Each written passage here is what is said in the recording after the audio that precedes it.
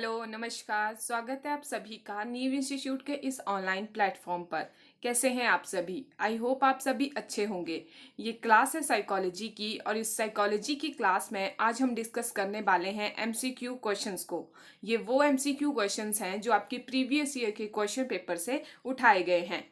तो आप सभी जानते हो कि नीव इंस्टीट्यूट के द्वारा जो है वो एचपी टेट का एक बैच चलाया जा रहा है। और ये जो एचपी टेट का बैच है ये सभी स्ट्रीम्स के लिए है, यानी आर्ट्स, मेडिकल और नॉन मेडिकल के लिए। तो जिन भी बच्चों ने अभी तक इस बैच को ज्वाइन नहीं किया है उनको मैं बता दूं कि उन्हें क्या करना है। उन्हें जो है वो सिंपली गूगल प्ले स्टोर पे जाना है। वहाँ पे जाके नीव इंस्टीट्यूट की जो एप्लीकेशन है उसे सर्च करने के बाद इंस्टॉल करना है। जब आप इस एप्लीकेशन को इंस्टॉल कर लोगे तो मैं यहाँ नंबर लिख रही हूँ 9459802085।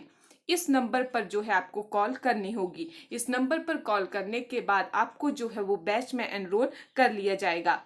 ये जो बैच स्टार्ट हुआ है इसके कुछ बेनिफिट्स हैं, जैसे कि यहाँ पे स्क्रीन पे आपको दिख रहे होंगे। फर्स्ट है यहाँ पे 1 वीक डेमो फ्री जो है आपको दिया जाएगा। सेकेंडली डेली क्लासेस होंगी, वीकली टेस्ट होंगे और डाउट क्लासेस भी यहाँ पे रखी जाती हैं। जो मोस्ट इम्पॉर्टेंट बात यहाँ सामने आती है वो ये है कि ये जो बैच स्टार्ट हुआ है इसका फी स्ट्रक्चर जो है वो कितना है। अगर मैं फ़ी की बात करूँ तो यहाँ फ़ी रखी गई है 1999, यानी कि 2000 रुपये के अंदर यहाँ पर जो है आपको ये एचपी टेट का एक फुल कोर्स जो है वो देखने को मिलेगा। साथ में यहाँ पर एक और इम्पॉर्टेंट बात है और वो है कि 20% डिस्काउंट फॉर बीपीएल स्टूडेंट। जो बच्चे जो हैं वो बीपीएल कैटेगरी से बिलोंग करते हैं उनके लिए यहाँ पर जो है वो 20% डिस्काउंट जो है वो दिया जा रहा है। तो ये सारी बातें होगी हमारे बैच से रिलेटेड और साथ में इसके फी स्ट्रक्चर से रिलेटेड। तो चलिए आज की जो हमारी क्लास है, जो साइकोलॉजी की मेन क्लास है एमसीक्यू क्वेश्चंस की, उसे जो है स्टार्ट करते हैं। यहाँ से जो है आज की क्लास स्टार्ट होगी। स्क्रीन पे आपको फर्स्ट क्वेश्चन दिख रहा होगा, अभिप्रेरणा के क्रम के रूप में क्या सही है। यानी मोटिवेशन का जो एक क्रमिक रूप है, किस तरह से वो साइकिल चलता है, उसके लिए यहाँ पर जो है वो कौन सा सही ऑप्शन होगा। आपको दिख रहा होगा ए फर्स्ट जो ऑप्शन है वो है M = I+D+N। आई से क्या होता है आपके पास इंसेंटिव और ड्राइव देन नीड। सेकंड में यहाँ बोला गया है पहले नीड, उसके बाद इंसेंटिव, उसके बाद ड्राइव। उसी तरह से ऑप्शन सी है और उसी तरह से ऑप्शन नंबर डी है। तो सही आपको जो है वो चूज करना है। तो इसमें मैंने आपको बताया हुआ है ये जो साइकिल है इसमें सबसे पहले जो है वो क्या आता है आपके पास आवश्यकता होगी तभी जो है आप क्या करोगे, कोई काम करोगे। यानी सबसे पहले आएगी आपके पास नीड के बाद आता है आपके पास ड्राइव और ड्राइव के बाद आता है आपके पास इंसेंटिव। तो यहाँ पे जो सही आपको क्रमिक रूप दिख रहा होगा जो मैंने बताया उसके अकॉर्डिंग यहाँ पे कौन सा ऑप्शन सही होगा, ऑप्शन नंबर सी। यानी फर्स्ट क्वेश्चन का जो सही आंसर होगा वो होगा ऑप्शन नंबर सी, N+D+I।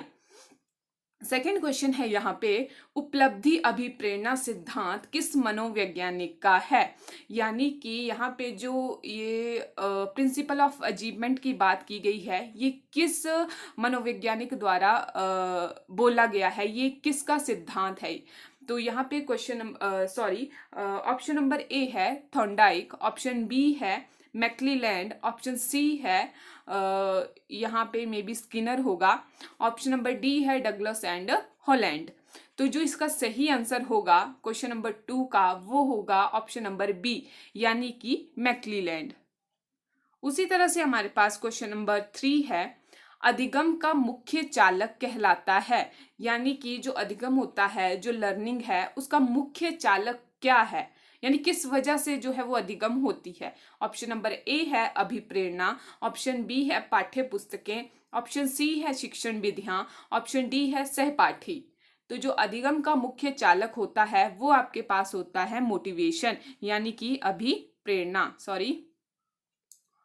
अभी अभिप्रेरणा, यानी ऑप्शन नंबर ए जो है यहाँ पे बिल्कुल सही हो जाएगा।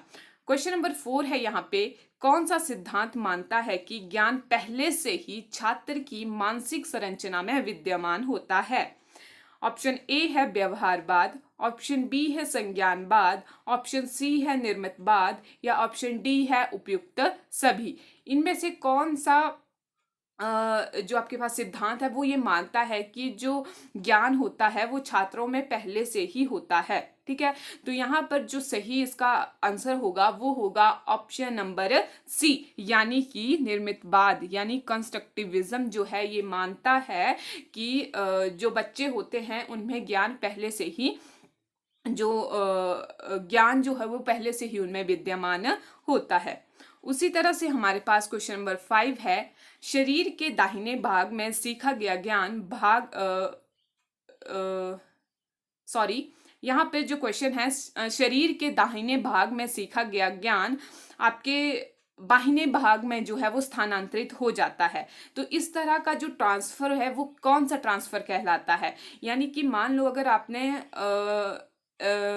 जो है वो राइट हैंड से लिखना सीखा, तो आप लेफ्ट हैंड से भी थोड़ा बहुत लिखना सीख जाते हो, यानी आपका जो आपने इस तरफ लर्निंग की वो ट्रांसफर होगी आपके दूसरे हैंड की तरफ। ठीक है, तो ये वाला जो स्थानांतरण है वो क्या कहलाएगा?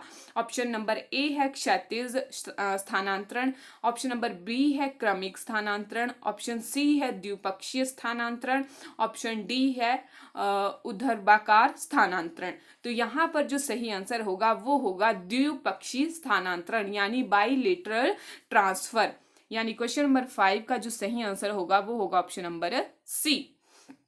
क्वेश्चन नंबर 6 है, अधिगम जो है, अधिगम वातावरण व व्यक्ति दोनों का प्रतिफल होता है। ये धारणा किस मनोवैज्ञानिक ने प्रतिपादित की कि जो लर्निंग है वो इन दोनों का ही प्रतिफल है, इन दोनों का ही मिक्सचर है, वातावरण और व्यक्ति का खुद होना। ठीक है, ये धारणा किस मनोवैज्ञानिक के द्वारा प्रतिपादित की गई थी? ऑप्शन नंबर ए है टोलमैन ने, ऑप्शन बी है कर्ट लेविन ने, ऑप्शन सी है कार्ल मार्क्स ने, ऑप्शन डी है सीएल हल ने। तो इसका जो सही आंसर होगा, यानी ये जो एक तरह से थॉट है, ये किसके द्वारा दिया गया था? ये दिया गया था कर्ट लेविन के द्वारा। यानी क्वेश्चन नंबर 6 का ऑप्शन नंबर बी जो है वो सही हो जाएगा, कर्ट लेविन।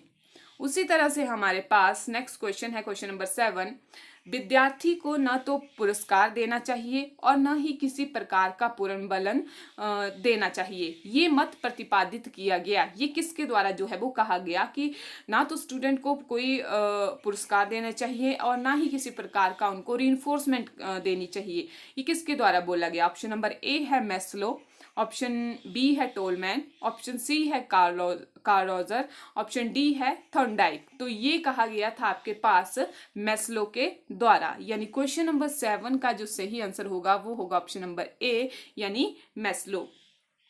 क्वेश्चन नंबर 8 है यहाँ पे, अंतर्नोद सिद्धांत के अनुसार अंतर्नोद के कारण अभिप्रेरणा होती है। अंतर्नोद किस पर आधारित है? यानी जो आपकी ड्राइव थ्योरी है, अंतर्नोद यानी ड्राइव थ्योरी है, उसके अनुसार जो आपके पास अभिप्रेरणा होती है वो किसके कारण होती है? ड्राइव के कारण होती है, अंतर्नोद के कारण होती है। तो ये अंतर्नोद किस पर आधारित होता है? ये भी तो किसी न किसी चीज पे आधारित होगा ना। तो ऑप्शन नंबर ए है मूल प्रवृत्ति पर, ऑप्शन बी है संज्ञान पर, ऑप्शन सी है आवश्यकता पर, ऑप्शन डी है प्रलोभन पर। तो ये ड्राइव किस वजह से आएगी आपके पास? जो अंतर्नोद है, जो ड्राइव है, वो किस वजह से आती है? वो नीड से आती है। जब आपको किसी चीज की जरूरत होगी तभी जो है वो ड्राइव जो है आपके पास आती है, उसके बाद इंसेंटिव आता है। ठीक है, तो नीड यानी कि आवश्यकता। तो क्वेश्चन नंबर 8 का जो सही आंसर होगा वो होगा option number C, that is need या फिर आवश्यकता। उसी तरह से क्वेश्चन नंबर 9 है, अभिप्रेरणा की उत्पत्ति लैटिन भाषा के किस शब्द से हुई है? ऑप्शन नंबर ए है मोशन, ऑप्शन बी है म्यूटन, ऑप्शन सी है मोटम, ऑप्शन डी है मोटिव। तो अभिप्रेरणा की जो उत्पत्ति है यानी मोटिवेशन शब्द जो है वो लैटिन भाषा के किस शब्द से जो है वो उसकी उत्पत्ति हुई है? वो हुई है ऑप्शन नंबर सी, यानी कि आपके पास सही आंसर हो जाएगा मोटम। क्वेश्चन नंबर 10 है, एक बालक को अच्छे शिक्षकों द्वारा शिक्षण कार्य करवाया जाता है किंतु फिर भी वो अध्ययन नहीं करता है, ये किस नियम के अभाव के कारण है। एक बालक को जो है वो अच्छे शिक्षकों के द्वारा जो है वो उसको टीचिंग करवाई जाती है, उसको लर्निंग करवाई जाती है और उसको पढ़ाया जाता है, लेकिन फिर भी वो अध्ययन नहीं करता है, फिर भी वो लर्निंग नहीं करता है। तो ये किस वजह से हो रहा होगा। ऑप्शन नंबर ए है प्रभाव का नियम, ऑप्शन बी है अभ्यास का नियम, ऑप्शन सी है तत्परता का नियम, ऑप्शन डी है आत्मीकरण का नियम। तो ये किस वजह से हो रहा होगा। आपने, आई होप आपने भी यहाँ इस क्वेश्चन का टिक अब तक लगा लिया होगा। ये हो रहा है आपके ऑप्शन नंबर सी की वजह से, यानी तत्परता का नियम। तत्परता का नियम यानी कि लॉ ऑफ रेडीनेस, यानी कि वो बच्चा तैयार ही नहीं है सीखने के लिए। अगर कोई पर्सन, अगर कोई चाइल्ड तैयार ही नहीं है सीखने के लिए तो आप उसको कैसे सिखाओगे, किस तरह से सिखाओगे अगर उसमें वो इच्छा ही नहीं है सीखने की। तो यहाँ पर जो है वो क्वेश्चन नंबर 10 का जो सही आंसर होगा वो होगा तत्परता का नियम। तो ये थे कुछ 10 क्वेश्चन साइकोलॉजी के जो आपके प्रीवियस ईयर के क्वेश्चन पेपर से, सीडीपी से जो थे वो उठाए गए थे। तो आई होप ये सेशन जो है वो आपको अच्छा लगा होगा। तो मिलते हैं अपनी नेक्स्ट वीडियो में, तब तक के लिए thank you, have a nice day.